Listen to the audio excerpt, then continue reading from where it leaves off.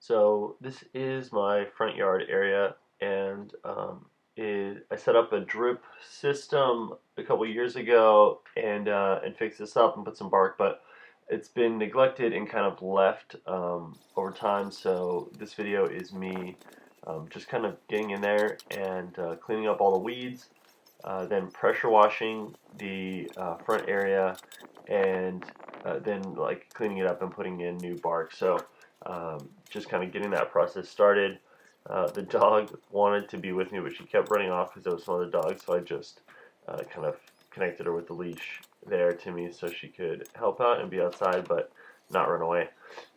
So this is the video. I go through a couple steps here. First, I started just by cleaning out the weeds, and then the next step was to go through and pressure wash everything, and then I cleaned up the drip system. I put in a few new plants and rebarked everything. So I was really pleased with the results, and the following video catalogs it. So stick around and enjoy the video, and then leave a comment and let me know what you would have done differently, if you would have done anything differently in a different order, or if you would have used different materials, or if you have any suggestions for any plants that might work well here. Would love to hear them. So please leave a comment down below. Thanks.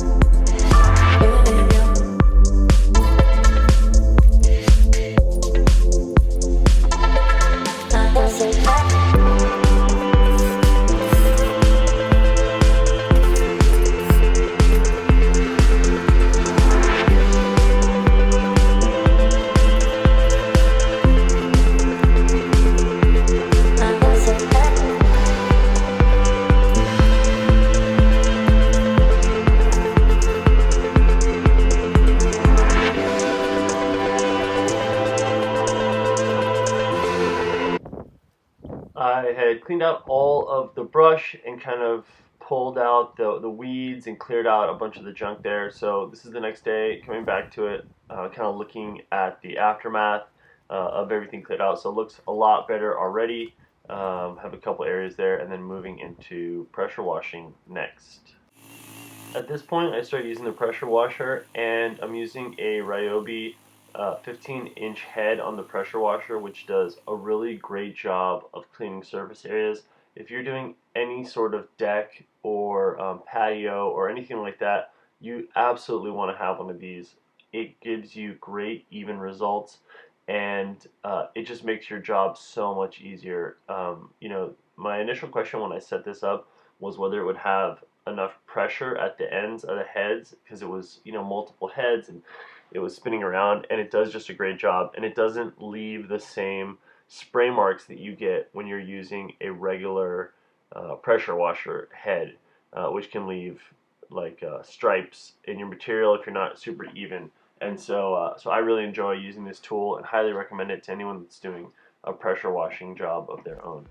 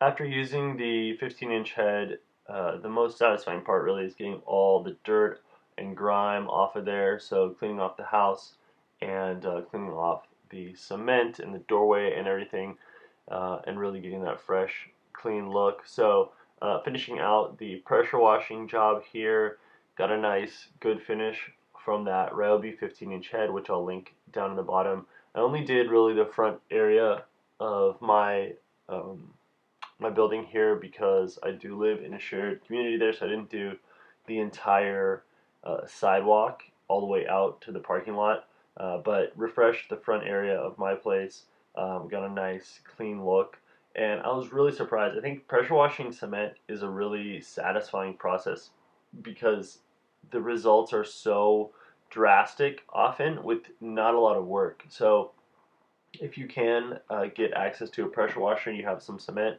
you don't need a long rental to get a lot of value out of these. I borrowed this one from a friend, so I actually don't own this, and I just borrowed it, and I've been able to get good results. I have another video that's my backyard as well, which you can check out. So I was really pleased with the results, and I'll kind of show you what that looks like all dried up here in a second. So this is the finished product, and it looks incredibly different. It's so much cleaner and brighter, especially during the daylight. You can just see such a nice difference. It looks white almost compared to how it used to look. There was lichen and moss and dirt all over it. So huge improvement. Really happy with how this part of the project turned out, and I'm going to move into the planting next.